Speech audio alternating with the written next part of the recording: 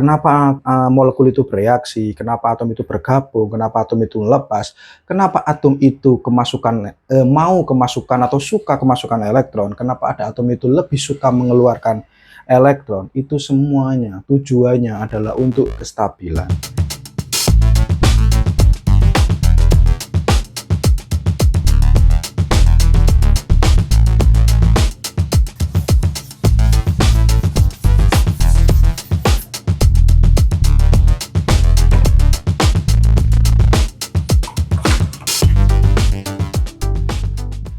Assalamualaikum warahmatullahi wabarakatuh. Selamat datang kembali teman-teman di Baru Belajar. Kita akan melanjutkan pembicaraan kita tentang buku kimia dasar karya Bapak Raymond Chang.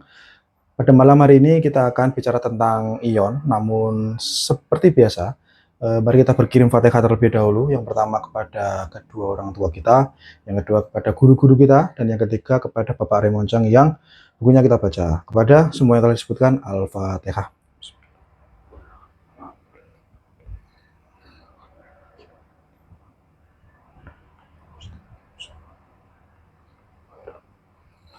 Amin. Oke teman-teman semua, pada malam hari ini kita akan bicara tentang satu topik yang menarik tentang ion, sesuatu yang seringkali muncul di kehidupan kita. Mungkin setiap hari kita pasti setiap hari berinteraksi dengan itu. Misalnya seperti garam, bagaimana kita makan, mengkonsumsi, tubuh kita butuh garam, tubuh kita butuh elektrolit. Itu adalah bagian dari ion yang akan kita bicarakan pada malam hari ini. Kita mulai dari definisi terlebih dahulu. Jadi setelah kita belajar tentang atom, setelah kita mendiscover bagian-bagian dari atom, kita mengenal ada proton, ada neutron, ada elektron, lalu kita tahu model-model atom itu. Nah, sekarang kita akan masuk bagaimana kalau atom itu terjadi perubahan. Di awal, waktu pertemuan-pertemuan awal tentang bicara tentang atom ini, ada sebuah kunci bahwa atom itu tidak bermuatan. Informasinya adalah bahwa atom itu tidak bermuatan pada keadaan normal. Tetapi atom itu bisa memiliki muatan ketika dalam keadaan-keadaan tertentu.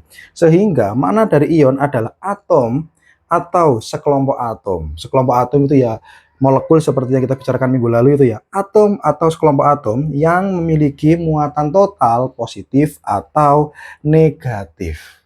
Jadi pada dasarnya ini atom, tetapi atom biasanya itu tidak bermuatan. Nah, ini atomnya bermuatan, bisa positif, bisa negatif. Tidak hanya atom, tapi juga sekumpulan atom atau yang kemarin kita sebut dengan molekul itu. Jadi atom atau molekul yang memiliki muatan, bisa positif, bisa negatif.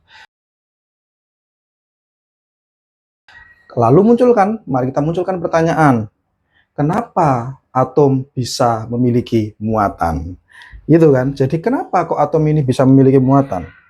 Kita perlu kembali kepada apa saja komponen penyusun dari atom.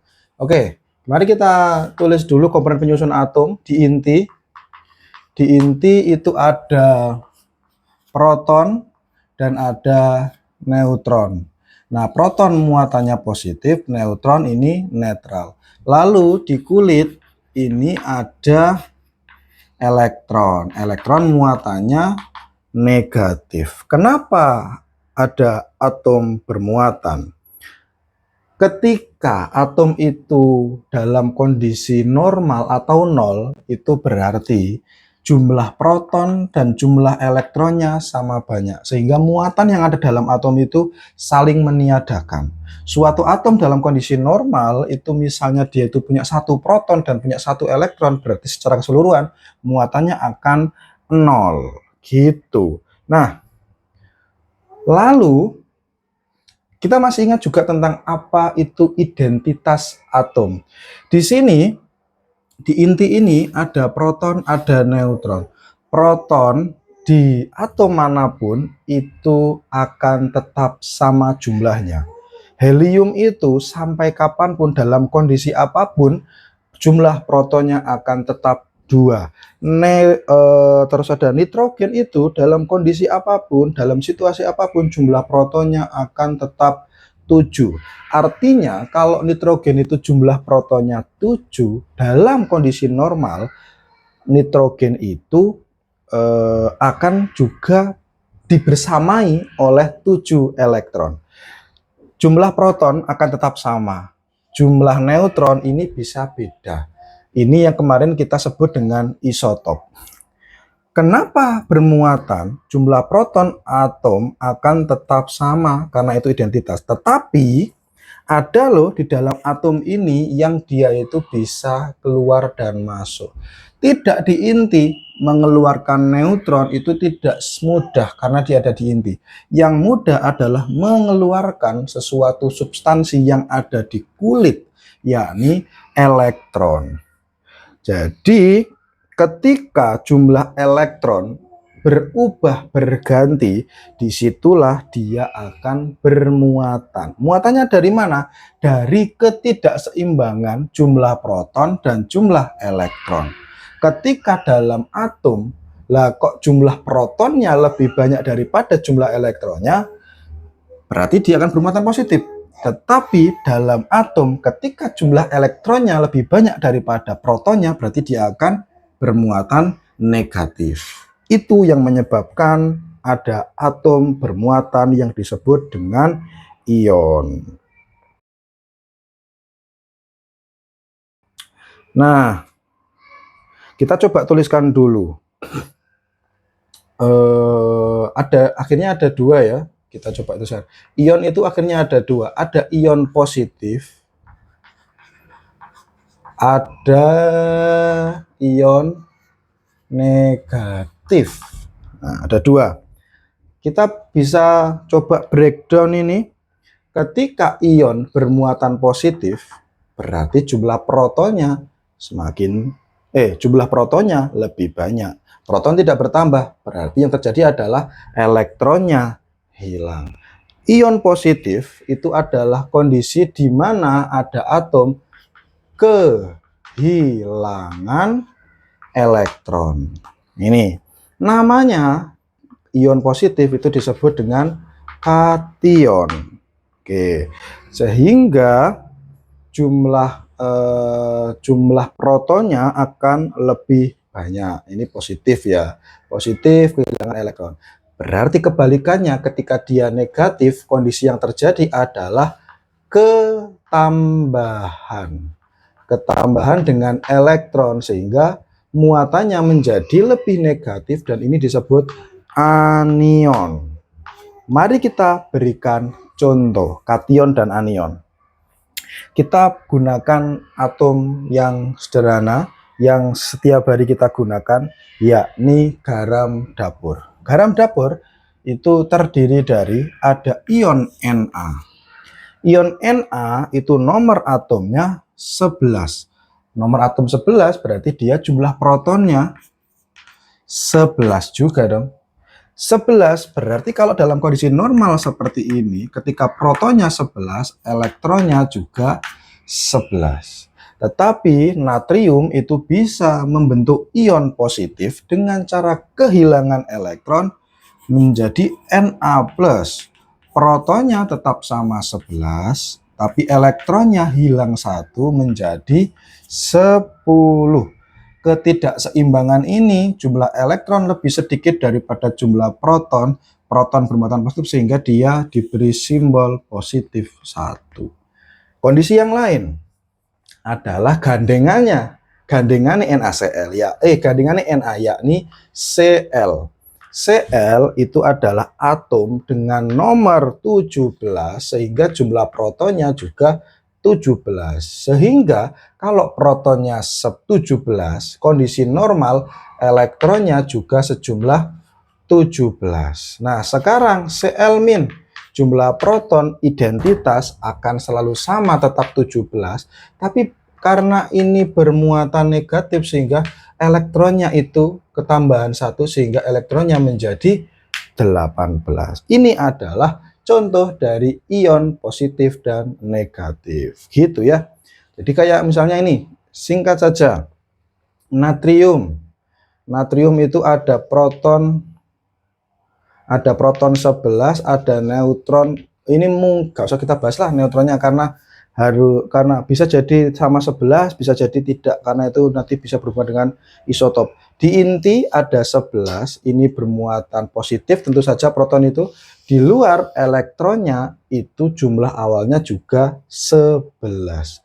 Jumlah 11 elektron ini, jumlah ada 11, kalau dia keluar 1 lalu menyisakan jadi 10, keseluruhan akan lebih banyak positifnya 1, sehingga secara keseluruhan atom ini akan bermuatan positif 1. Nah, ini NaCl adalah garam dapur. Ini adalah senyawa ionik, ionic compound. Nah, kalau compound itu berarti gabungan dari dua atom yang atau lebih yang berbeda. Na beda dengan Cl gitu. Jadi ionic compound, ada kata ionik di situ. Ionik itu adalah senyawa yang terbentuk gabungan antara kation dan anion. Jadi garam itu juga senyawa ionik. Dia gabungan dari kation dan anion, dan garam itu tidak hanya NaCl, seluruh gabungan antara kation dan anion itu disebut juga dengan garam. Ikatannya ikatan ionik. Apa itu ikatan ionik? Nah, itu yang akan kita bicarakan kalau kita sudah masuk ke pertemuan berbicara tentang ikatan kimia. Oke, informasi selanjutnya, bahwa kalau contoh sederhananya adalah kehilangan 1, kemasukan 1. Informasinya adalah bahwa atom itu bisa kehilangan lebih dari 1 elektron atau ketambahan 1 elektron. Contohnya seperti Mg, magnesium. Magnesium itu bisa kehilangan 2 elektron sehingga dia membentuk Mg2+. Sulfur itu juga bisa menerima 2 elektron sehingga membentuk sulfur 2-. Nitrogen itu bisa kehilangan 3 elektron sehingga dia akan membentuk N3+.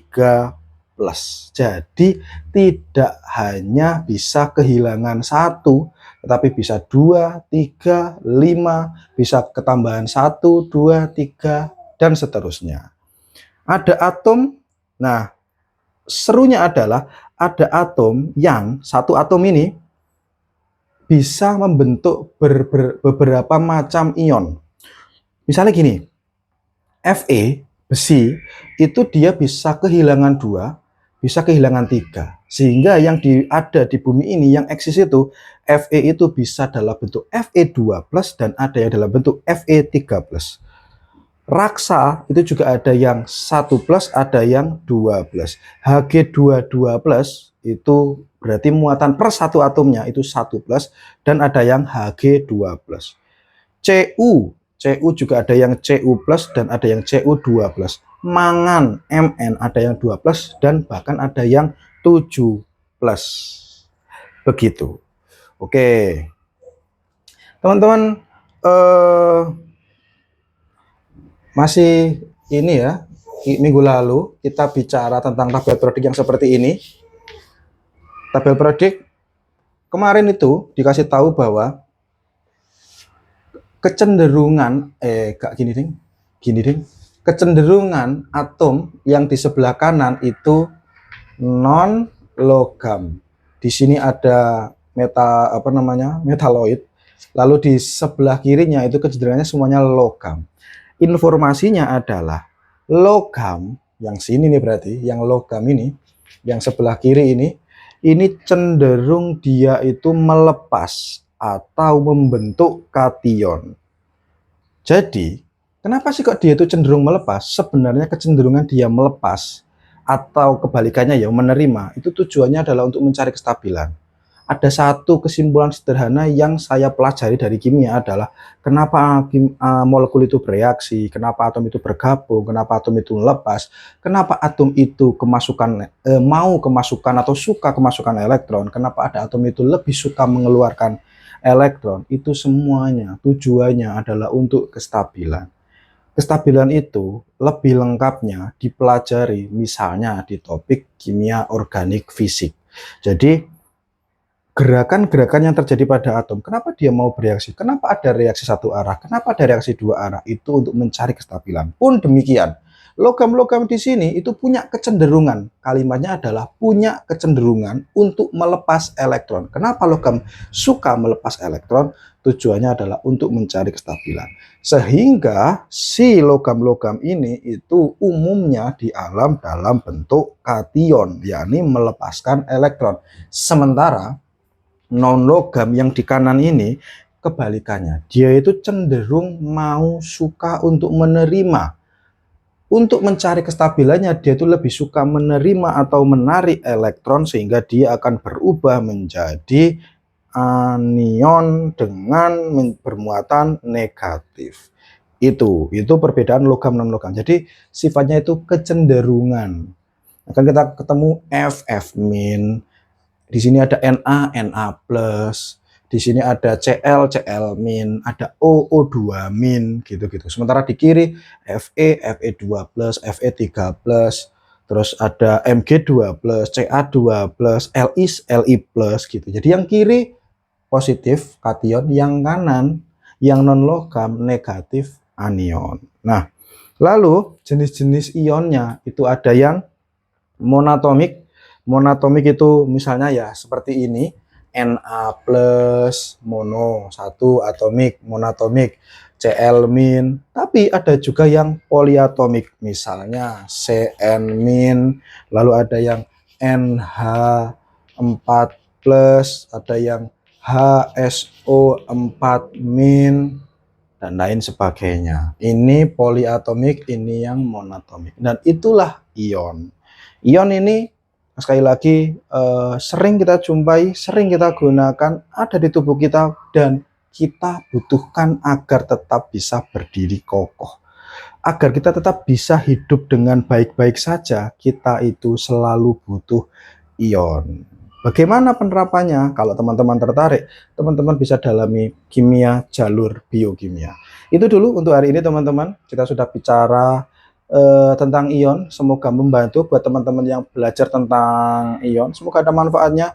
Sekali lagi khususan buat saya, semoga tetap bisa membaca belajar kimia secara pelan-pelan dari awal.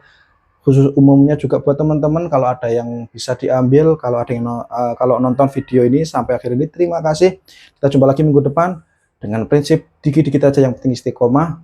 Saya akhiri baru belajar pada episode kali ini. Assalamualaikum warahmatullahi wabarakatuh.